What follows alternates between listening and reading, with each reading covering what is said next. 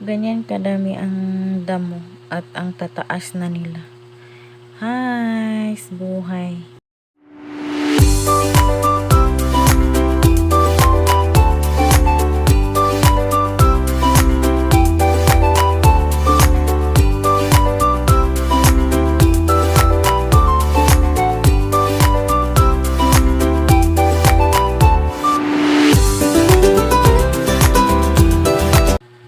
Hello beautiful people, this is Aisel. Welcome to my channel.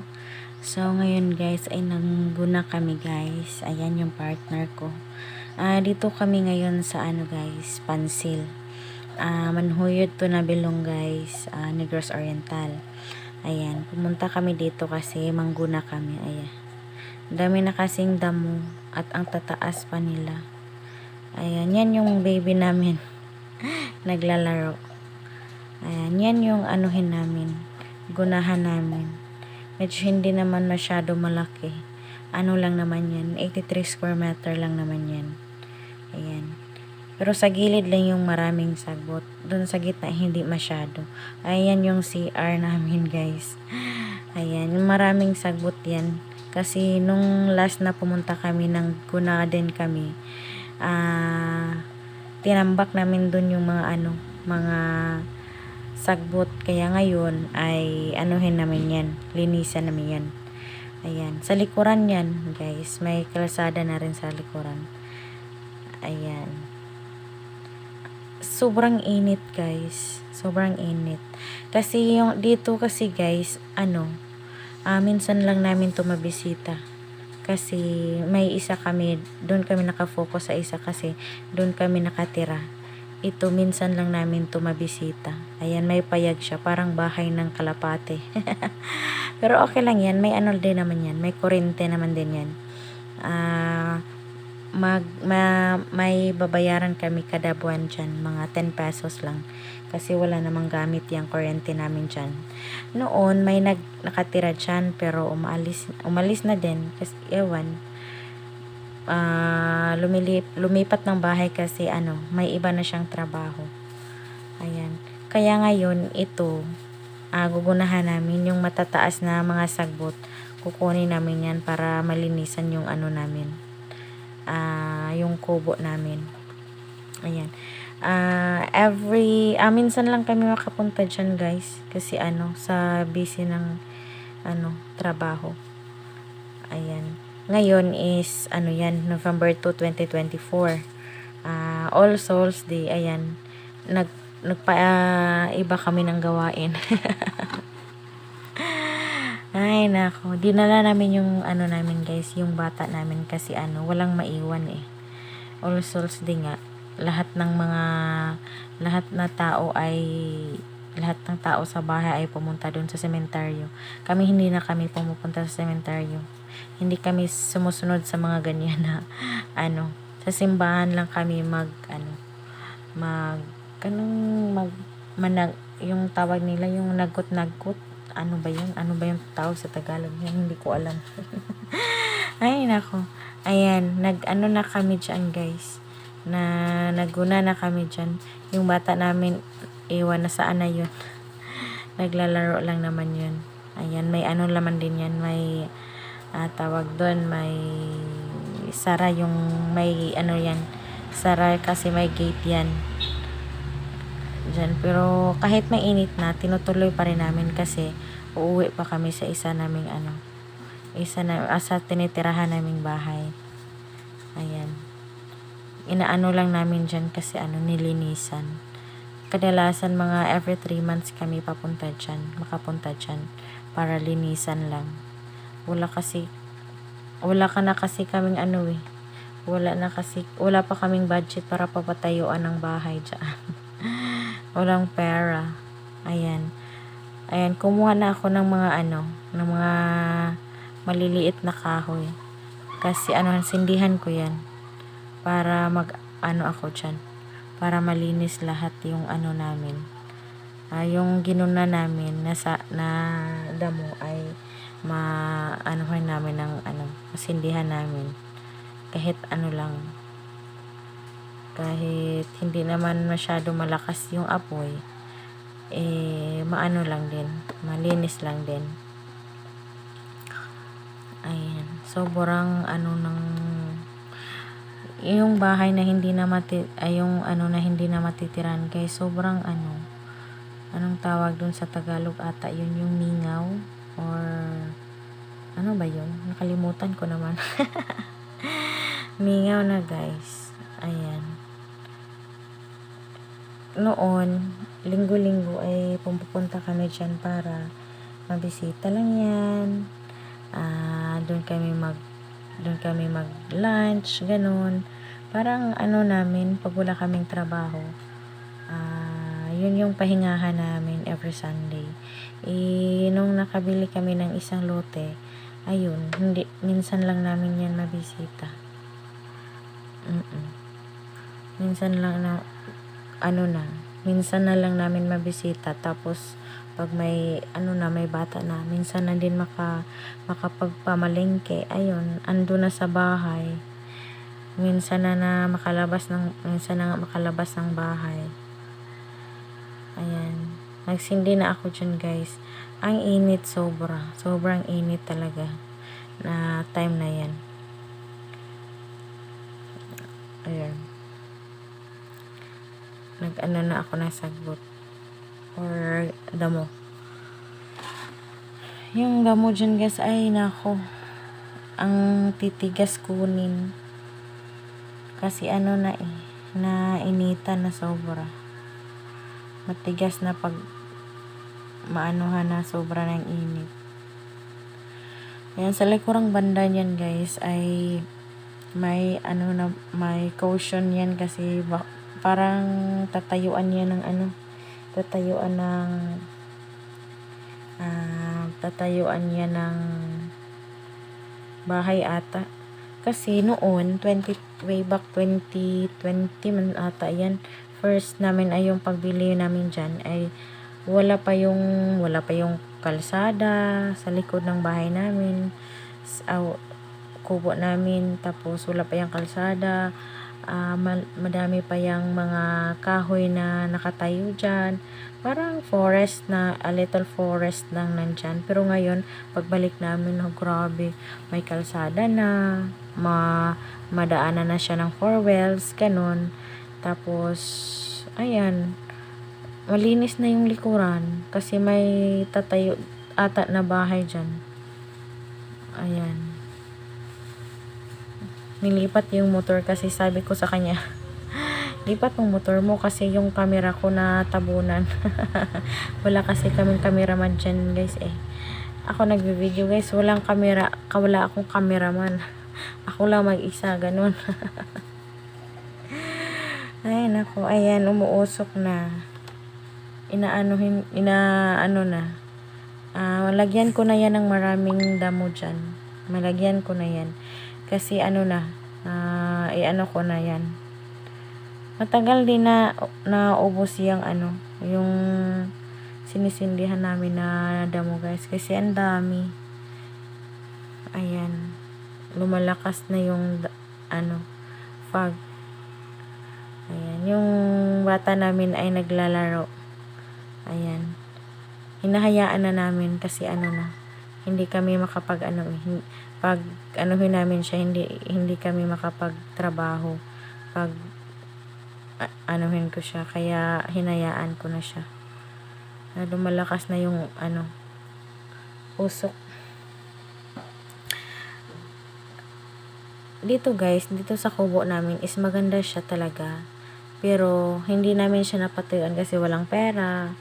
Dito kami sa bukid ngayon nakatira. Ito, na namin. Pag may time kami, tsaka kami pumunta dito.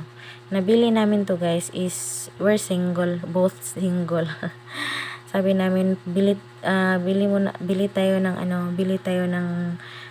lote natin, baka kung tayo ay magkatuluyan, doon tayo tatayo ng bahay. Ganon yung namin sa namin, yung single pa kami. Sabi naman ng mama ko, ba't kayo bumibili ng lupa, hindi naman kayo kasal, ganun.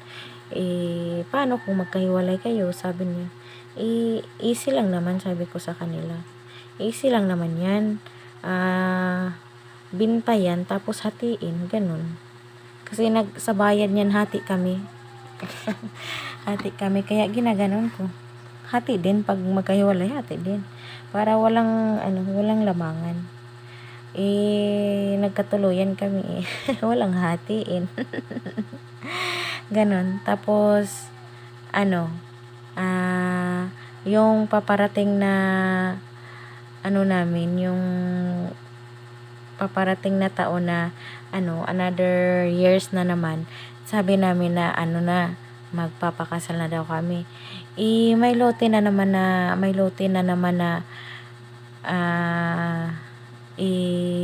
ibibenta na may bahay rin. Sabi ko, bakit? Bakit? Sabi ko, bakit? Hindi na ba kami magpapakasal? Palagi na bang nag-e-extend? Ganon. So, binili din namin guys. Ayun. Yan na kubo na yan na place na yan. Sa akin yan nakapangalan. Single pa kami. Tapos, yung isa naman, single pa rin kami. Pero may plano na kami na magpapakasal. Sa kanya naman, oo. Para kami, para tig isa-isa kami. Ganon. Tapos hindi kami natuloy na sa pagpakasal namin. Another years na naman, extend na naman ng other years. Kasi wala na kaming pera eh. Nabili na. Kaya pagka pag mag-asawa na kami, ayan.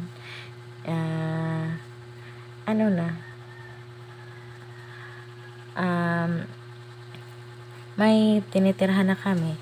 Pag bagong kasal kami, doon kami sa bahay ng mama namin, hindi naman masyado madali. Minsan lang naman kasi naka-boarding house kami eh. Pag pag okay na yung bahay na gina-repair kasi yung bahay namin. Nung pagbili, pina-repair namin. Ayan, doon na kami uuwi every Saturday kasi Saturday sa hapon wala na kaming duty at saka dun Sunday. Kaya dito kami uwi sa bahay namin, sa pangalawang bili namin.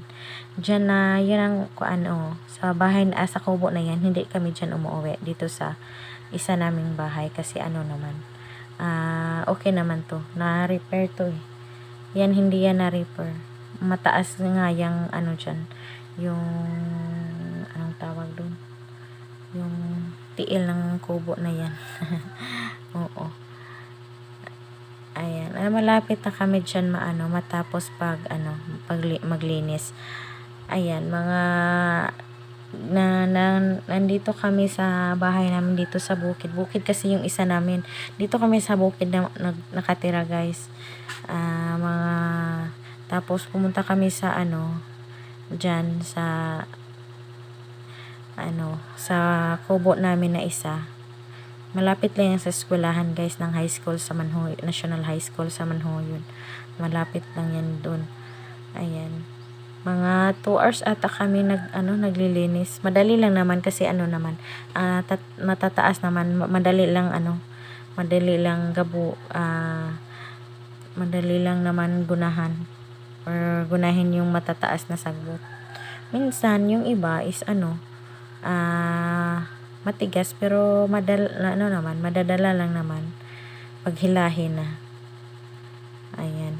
Pagka niyan guys, pagka lunch ay pumunta yung ate ko at saka si mama at si papa at saka yung asawa niya. Doon kami nagla-lunch. Diyan kami nagla-lunch. Pero hindi na ako naka-video kasi nakalimutan ko na kasi yung bata ang sobrang likot ng anak namin guys. Sobrang likot. Kaya ayun na. Pagkatapos naman dyan, relax na.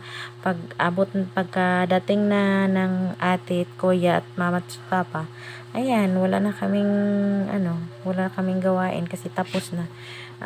Si ate nagdadala ng knife kasi sabi niya istutulong siya. Sabi namin tapos na kami. Pagdating nila malinis na yung kubo namin. Ayan. Pero sobrang init yan guys, kasi yung sa baba ng namin kubo walang takip. Kaya ano siya ng init. Makikita talaga siya ng init. Or kung ano sa ng init. Ayan. Sobrang ano dyan guys. Tapos pagkatapos yan ayan, natutulog yung bata namin. Mga 2 hours. Hindi nagtagal ay umuwi na kami dito sa bukid. Umuwi na kasi kami dito sa bukid. Nagbiyahe kami ng 1 hour. 1 hour lang naman. Nakamotor lang kasi kami guys. Pag kami nakalakad, nakamotor lang kami. Kasi para mabilis lang. Para mabilis. Walang istorbo sa kaya guna pa rin ang guna. Ay nako, malaki pa yung dyan, gagastusin dyan guys. Iwan kung kailan yan kailan yan maanuhan ng bahay. Pero sa ngayon, ay nako, linis-linisan lang muna yan. Minsan gagamitin yan sa kapitbahay. Lagyan ng kanilang motor, ganun. Yung parkingan, ginagawa nilang parkingan ng motor nila. Kasi yan malinis na dyan. Pwede yan lagyan ng sasakyan dyan. Kasi wala namang gamit yung yung bakuran. Kaya minsan lagyan niya ng motor dyan. Safety lang naman yan guys. Kasi may yan. May alad. May alad yan na ginagawa niya ng alad. May gate na naman yan. Pero hindi na yung gate na yung strong na gate. Ay okay lang naman, magamit lang din naman. Pero okay lang naman. Ganun. Basta may na yan, may mga harang na yan. Ayan, yung bata namin. Naglaro ng anong tawag dun sa yuta or lapok. Naglaro. Hinayaan na namin. Ginaanuhan lang namin pagkatapos na yan. Pag kumain hugasan lang namin yung kamay niya. Para mawala na yung mga dumi sa kamay niya. Ayan. Ay nako guys, buhay talaga. Ayan. Naman guys wala namang na hindi ka mapagod. Ako ngayon guys, madali nang ako mapagod, hindi na katulad noon na okay pa pero ngayon feel ko talaga yung pagod. Iwan ko na lang. Ayan na guys. Ayan guys, tapos na kasi magla-lunch na kami. Yun lang yung video ko guys. Thank you for watching. Bye bye.